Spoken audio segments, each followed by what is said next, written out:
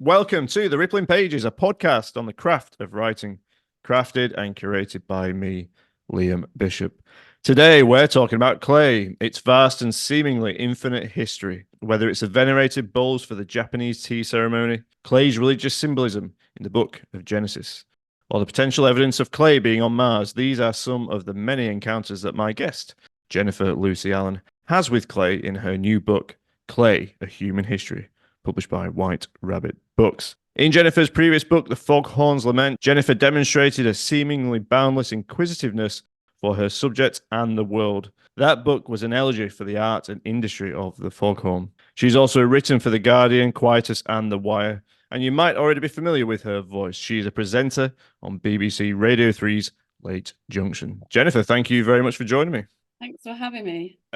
We'll get straight into it. And I've given us a bit of a hint there, but let's, tell us a bit about this story of clay and some of the places that it takes you in this book. While I was writing the book about foghorns and doing the research for that, which was a PhD before the book, I was in Southend and I needed something to do that wasn't thinking. And, I was using so much brain power and I needed something to do that sort of took me out of my own head. I needed something practical, and I had walked past this pottery shop and popped in and said, "Oh, do you know anyone that does classes? That sounds good." And he said, "No, I don't. But if you go down there, you find Madeline, she might let you in." And so, and this is in Leigh-on-Sea, and I had to sort of walk to this marina and then through these gates and past all of these shipping containers and find the right one.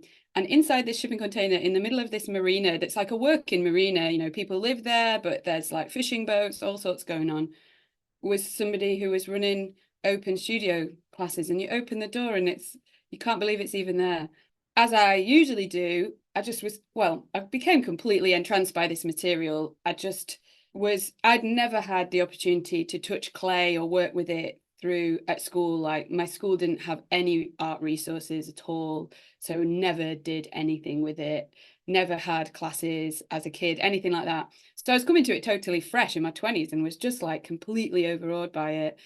But then, as I usually do when I really get excited by something, I went out looking for books on it. Where's the books? Where's the stories? And I was really surprised to find that while there's quite a lot of amazing writing on ceramic histories, there's a load of amazing instructional books.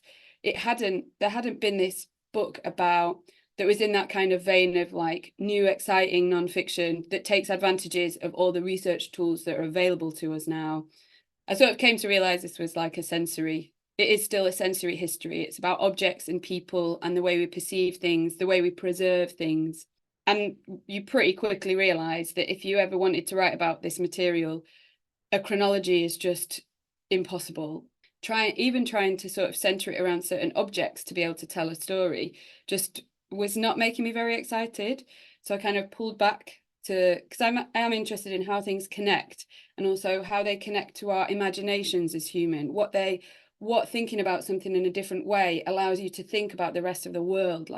Really interested in, my perfect sort of story or anecdote or research is a micro history that has something profound in it that really can re-enchant the world for you when you hear about it. I'll tell you what I love about that. I love that your first encounter was, well, not first encounter, but one of the initial, and this is an initial encounter in the book as well, is of going to this class in Southend. And it's as if this image of you walking into this container and this world sort of opening up to you. Totally. I mean, it really did. I cannot explain to you, it really did. And I think that was enhanced by my sort of mental state at the time, because I was doing all this writing, reading quite a lot of heavy theory and philosophy, and to have something. And I think a lot of people find this when they first go to pottery classes. When you go to a pottery class, you can't touch your phone and you don't have to think about things or look at a screen. And that's so liberating in lots of ways. I can see why it took 8 years to write, because you literally take us from the dawn of sort of human history, because that's where clay is, to life on Mars. And you've talked about being captivated. What was that kind of trigger? I don't know if you can remember when you first set hands on the clay or first got stuck into that process. When did you realize that this is a journey that's gonna take a long time, kind of thing? The book didn't really emerge until much later. you know, after the foghorn book, where I was like, what's the next one? But the idea for the clay book didn't really materialize till that was finished. So actually the main part of the research happened in like the space of about 2 years. The research and writing, like I don't really separate the two. I don't do research and then write. I do it all at the same time in some sort of chaotic, you know, impulse driven, what am I interested in, where am I going sort of sense. Well, you can see that though. You can see that in the book because you are, in some cases, it is you in primary, material, and some of it's secondary material. It's what you read and kind of what you find in archives and that kind of thing. So you can see that it is, as much as it is a non-fiction book about clay, it is also this personal journey or voyage into clay and its history. Yeah, I wanted to, I think a lot about what sort of book is this? Like, how does it appear to the reader? I thought a lot about that with the foghorn, and I was like, this does not need to be a long book, the foghorn book. This is about foghorns. It's good if it feels like a foghorn blast, like there's a bit of immediacy and rhythm in it somehow. Like, so it's a hot, this like blast of stuff where you're just like, what? And then that's it. Like, it does not need to be 500 pages. And with this, I was sort of thinking about the same thing. And what originally seemed to be a limiting factor actually, for as a writer, turned into like the main sort of shaper of the book in terms of how I was writing, who I was writing it, because that's really important, I guess. Leaning into the moments where there was something obscure or esoteric or unknown was really important to me, to like trust my instincts in terms of what I was interested in and to let that shape the choice of kind of people or places or objects that I was talking about. And there are times when I'm talking about, legendary people who are like some of the best known potters to have lived in the last few hundred years, like Ladi Kwali and Marija Martinez. And I found myself sort of thinking, oh, maybe I should find somebody lesser known. But actually within their histories as potters, there was really important things to say about the way we have preserved histories of craftspeople or the techniques that they use. So there was usually that questioning of like, I'm really interested in this. And then to be sort of sit back and be like, yeah, but why are you interested? What is going on here that makes you interested in it? And then the process of drawing that out and thinking about it and reading around it is then kind of how I talk to the reader, I guess. That sense of discovery and curiosity. I wondered if we could talk a little bit about that, just the difference between writing about, and you hinted, well, you spoke about it there, actually. Really interesting how you said you tried to create a book that was like a foghorn blast and a book that's sort of like, clay. And what I find quite interesting is that one is the foghorn seems a lot more ephemeral. And it's kind of like your relationship to time as well, to some extent. And the ephemerality of the foghorn compared to something that seems so enduring and permanent as clay, we find it everywhere. We find evidence of not only clay, but the produce of clay everywhere. Because you write so much about your experience with these materials, how much did your perception of perhaps the world change in writing these books, if that makes sense? Or what was your experience of writing these books and how were they different? They're actually like incredibly different in terms of the process, the actual writing process, the research process that went into them. So the Foghorn book was the first book, and it had 4 years of PhD research behind it, So that did involve a lot of visits to places, a lot of archives, but also a lot of sites. I did interviews for that because I was dealing with something where there was very little existing primary research in any obvious sense. So I kind of was doing a lot of that primary research or compiling some of those histories or trying to piece them together. And I was in a really excellent sound studies department with some of like the best kind of current writers on kind of sonic theory and field recording and things like that in that department. And so I was really immersed in an environment of thinking about the way we listen and what does it mean to listen in certain ways. How do we characterize our listening, which is so ephemeral? Whereas with the clay book, I'd done a lot of clay making, but that is a lifetime's mastering of a craft, and you can spend a lifetime and still only get good at one technique, and there's so many techniques, you know. So and also it did have some of the same challenges as the Foghorn book, in terms of you're talking about knowledge that is not necessarily verbal. You're talking about muscle memory, techniques, like the way very particular amounts of pressures on the palms or fingertips. So that it did pose a similar challenge in that way, the ephemerality of sound, and then the fact that lots of the stuff I was talking about in terms of making techniques were also not necessarily verbal, or easy to write down or describe. And I like that challenge as a writer, and I kind of talk about it in the book. There were challenges in terms of, yeah, like you said, the ephemerality of foghorns, and then the kind of solidity of clay. Because I've been a music writer, you know, sound writer, whatever you want to call it, for a long time, I actually, you know, I have so many strategies that I can't really articulate for how I will describe a sound. Like, I can hear 10 seconds of sound and I can write 500 words, no problem. Like, whatever it is, like, I can do that. But then when I was faced with, early on, when I was sort of thinking, well, here's a green dinner plate. And I'm like, okay, so what are you going to say? It's a green dinner plate. And I was just sort of, I didn't have the same strategies for writing about color and shape and things like that. So Listeners come to this podcast for, you know, insights on craft, and that's a really kind of interesting way of putting it, how you had to change your strategy for writing about this topic and this subject. So it's really interesting and nice to hear that. And it's funny because some of the, you know, some of the language that we use is very tactile. You spoke then about sort of pulling it apart, and I think there's quite this sort of ironic detachment throughout the book about how you write about it, and that you've sort of hinted towards there, and how we get to grips with, again, there I've done it there, you know, get to grips with a subject.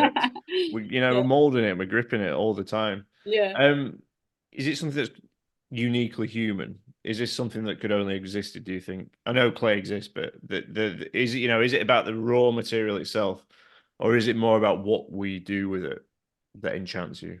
Well, I guess the material has its own histories, whether we exist or not.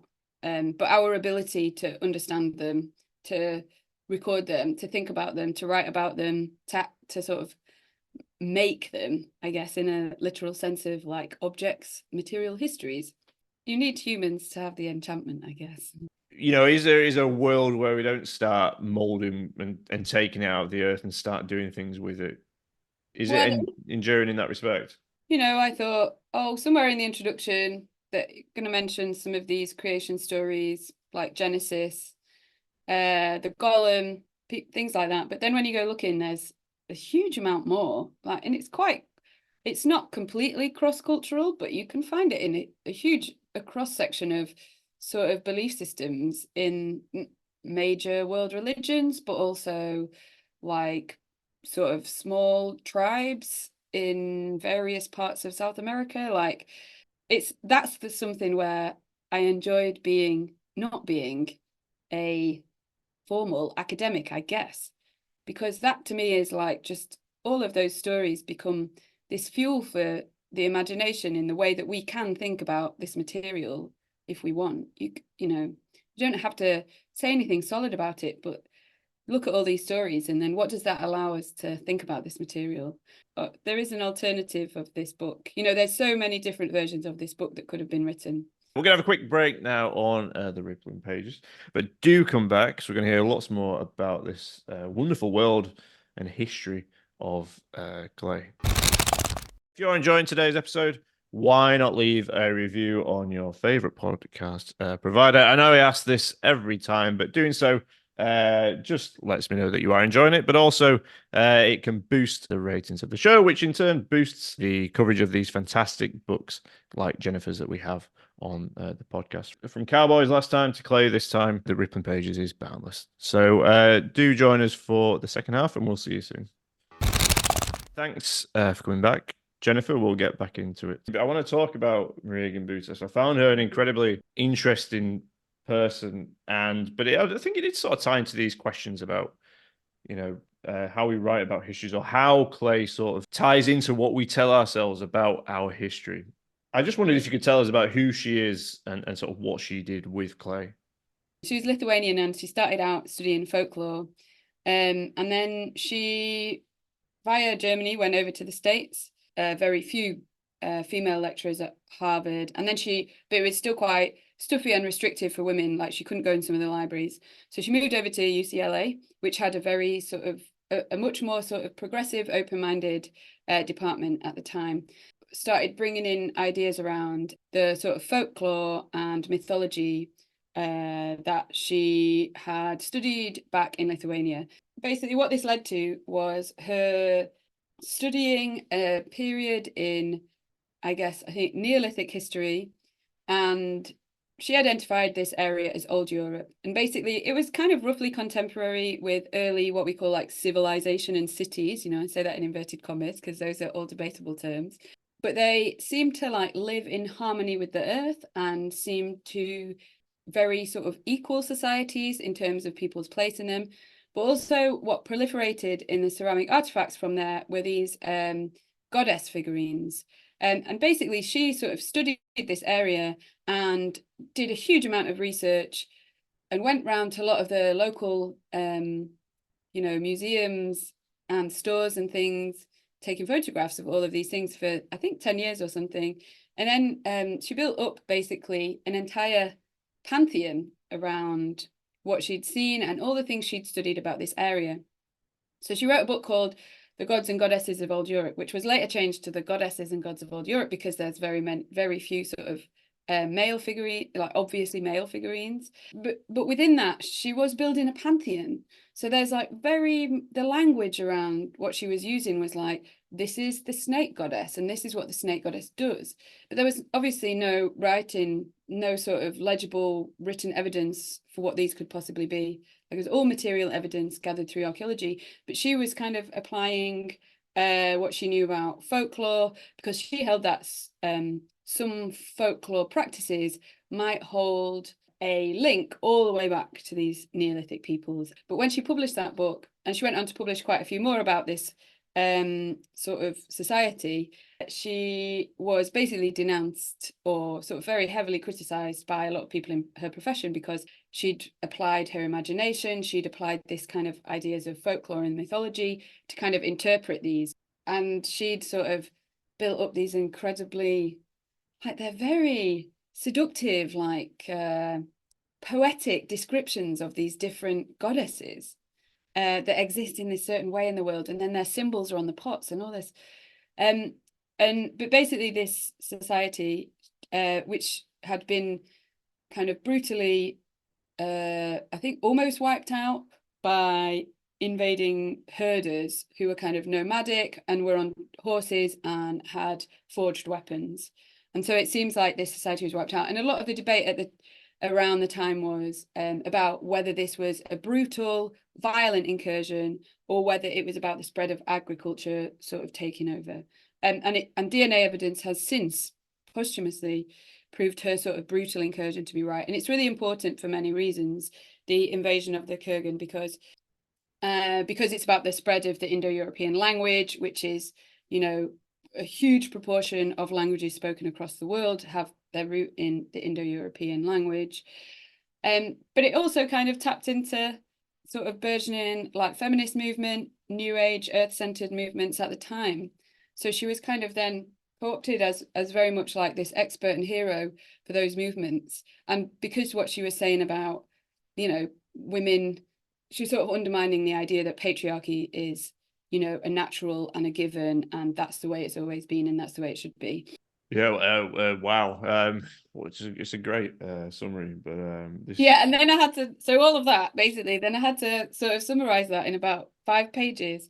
But she did become in terms of the way we think about her professional lineage, gives us this lens to think about how archaeologists talk about things, how they expect things to be written, how they expect histories to be understood, and then how like an entirely different group of people can then think about something in an entirely different way. And that is a lot about the human history. Like that's the same information and it's happening in different ways, and it means different things to different people. Like, her research kind of poses this incredible question, which I think is quite, has a, like, often reflects back on us a lot, which is about, you know, what is the structure of society now? What is changeable about it? What and what is not?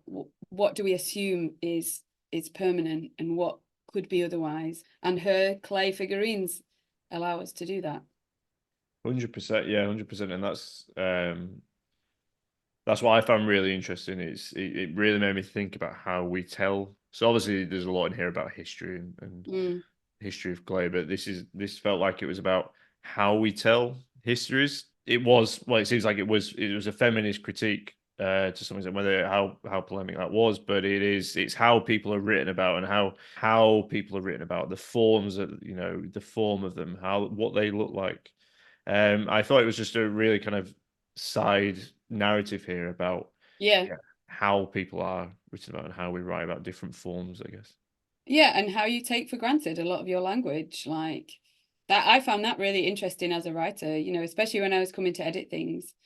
It's our imagination that works out all of those possibilities, but we'll never ever have the answer.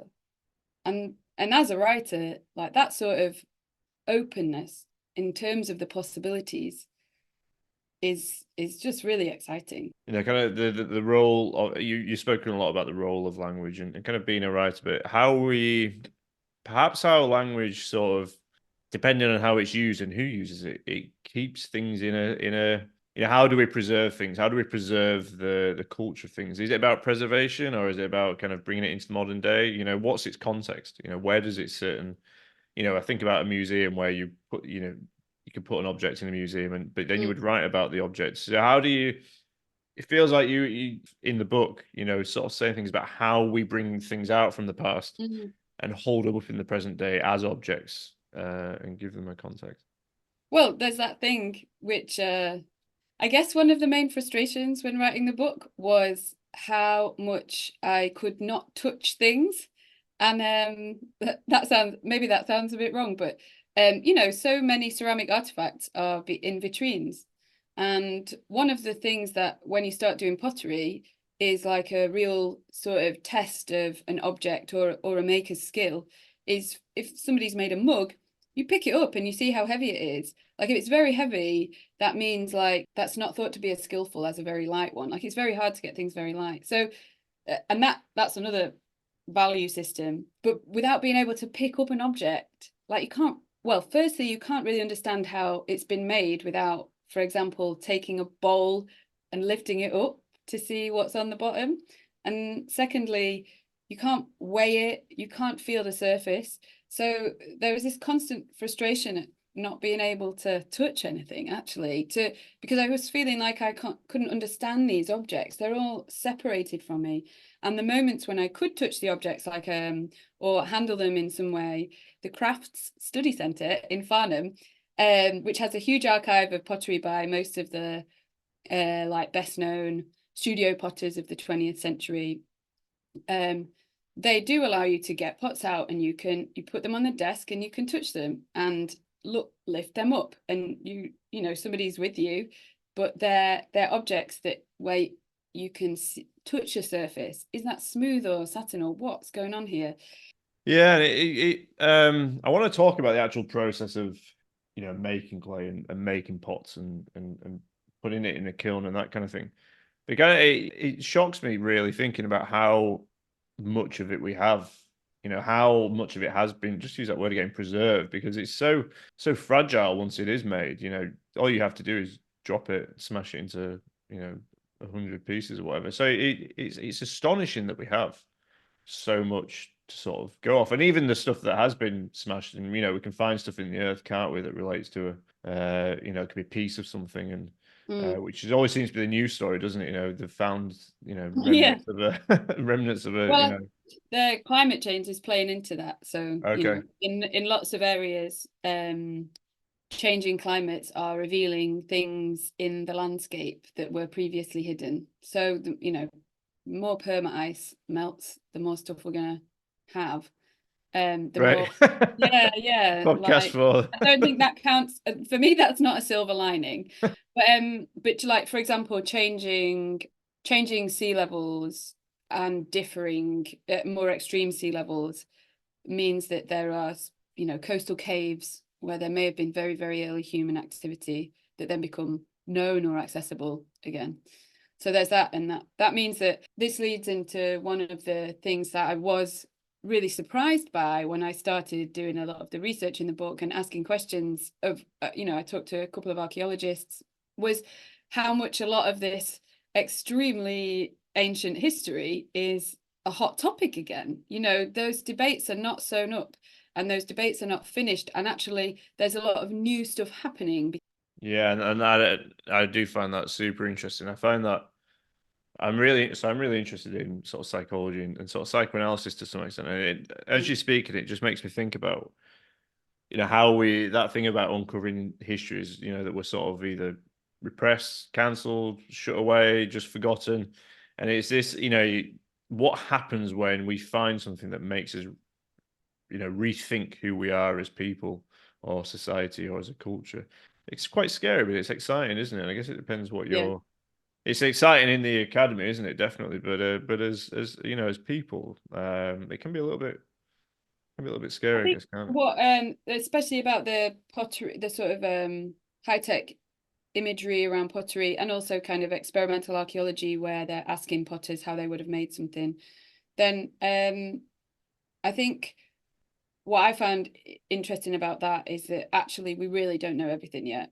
And that sounds like almost a platitude, but to be constantly faced with not just how little I know, but how little we know as a society at large about the pots that are in our museums, like just actually constantly surprised me, because I think, well, the history of recorded music is obviously an utterly different timeline, and the same permanency of the mystery isn't present in those histories. There's usually somebody who knows something, who knows somebody who knows somebody who knows somebody, or there's something somewhere, and that it might be lost, but you maybe can find it.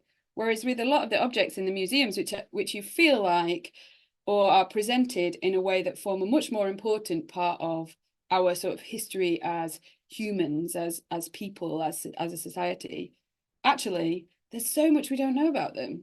I think that carries for a lot of things. That's a message, I think, for a lot of different disciplines, that we don't know all the answers yet. And even though I think we like to think we know a lot, but yeah, we don't scratch the surface, do we? I just want to ask you about this process of clay becoming, and I just like this idea that I like the way you write about that process of when you turn it into a vessel or what have you. But I also like the idea of what it becomes once it comes out of the oven or the kiln. It's something that changes the space. It alters the world. It doesn't alter our thinking, but it changes the way we interact with the world, how we use it. I don't know if you could just talk a little bit about what you do with clay, literally. We're like active participants with the material, and the material, has its own character where it does want to do certain things, it doesn't want to do other things. And it might do what you want, and it might be an absolute disaster. And there's like so much jeopardy in doing pottery, and there's so many absolute disasters, that it's a bit like gardening, and it breeds in you that sort of, this might go wrong, or you have to deal with a total loss of all your hard work, and you have to kind of get yourself together and deal with that if you're going to carry on doing pottery. Underneath all that, like that day-to-day wrangling and the immediacy of it, and the sort of contact and the processes, there is what is fundamentally happening is something like very elemental and quite alchemical.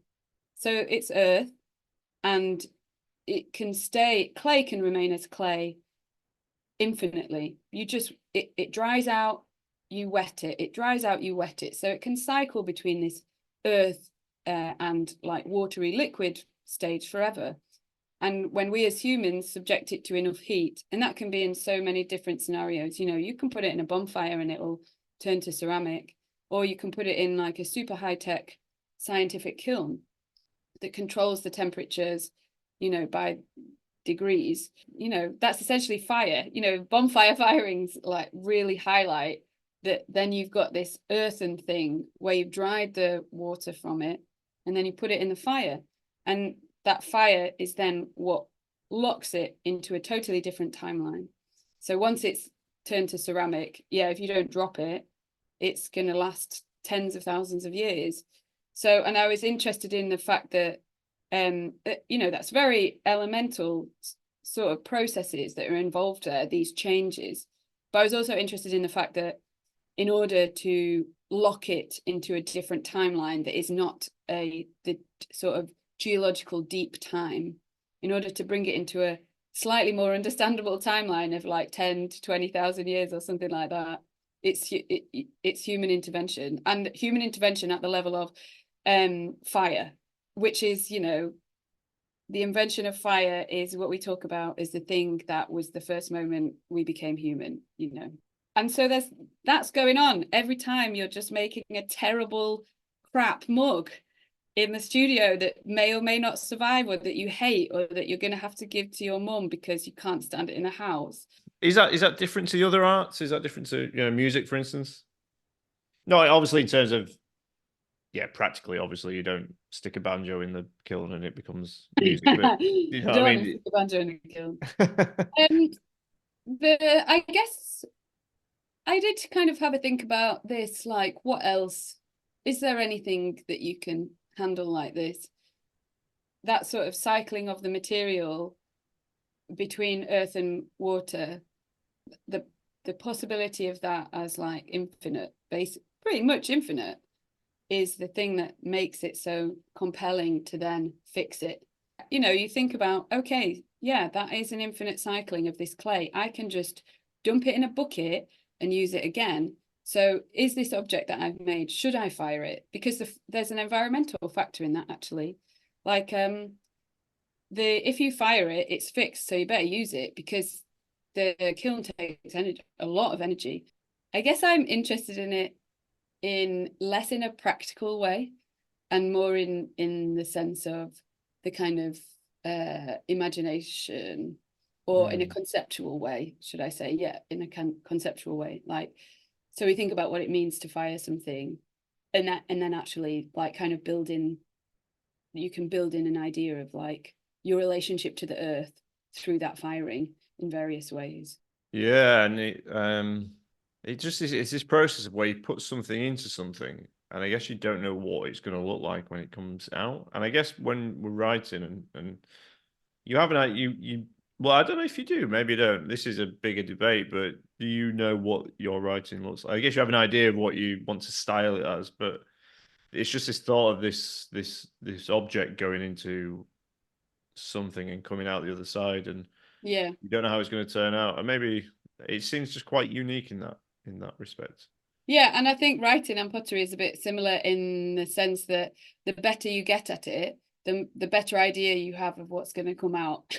Maybe. Okay. So like the more expert potter you are, the more control you're going to have over your glazes and things like that. And there's always mishaps, like something will misfire, something will go runny, I don't know, and your pot stuck to the bottom. I guess that's any of these things can be analogies for writing. Like you can't get this one out of the kiln. This one's still half baked, Yeah. Yeah. And I guess yeah. So there's always useful analogies in any sort of notions of craft or making that are useful for writers, I think. Well, you have. It's come out of the fire, and it's this lovely object. It's a book, and it's a thing that we can hold as well. So, Jennifer, Lucy, Allan, it's been an absolute pleasure. Thank you so much for coming on and talking about clay, a human history. The book is out the 25th of July, but for now, Jennifer, thank you very much for being on the Rippling Pages. Thanks very much for having me. It's a pleasure.